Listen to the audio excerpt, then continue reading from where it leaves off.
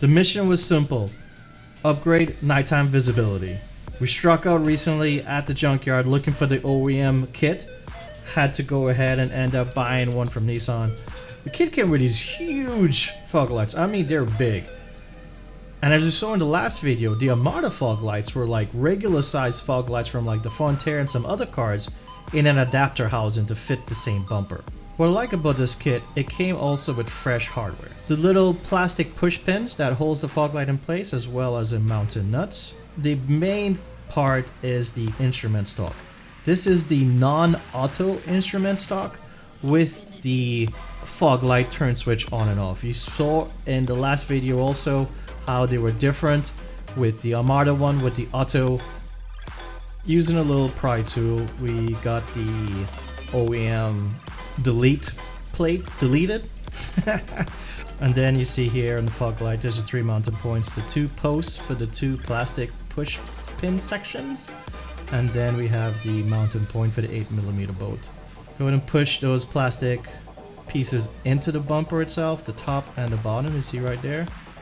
Much easier to do that on the bumper first instead of pushing it onto the fog light and then putting the whole assembly in. Now that it's lined up properly, we pretty much just got to push the fog light into those white pins. Took a little force from the front, had to get some little leverage from the other side, and pop, it went right in. One thing I love about this, you'll see right there, is the connector. We don't have to do any wiring. It was pre-wired from factory from when it was manufactured. It's just been tied up there since 2008. Crazy. Inspect your connectors, make sure it's not overly corroded. Different states have different corrosions. I'm putting the bolt on, the 8mm bolt here. Once again, please do not over torque that. That bolt is in some plastic. Snug it up real good. Finally, go ahead and put your connector on.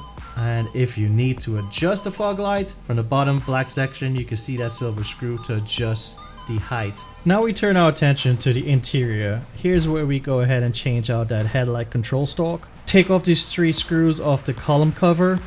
They're clipped in very well. You see here I took a little pry bar to it, but eventually got frustrated and just tapped it, and that popped some of the clips. Be careful.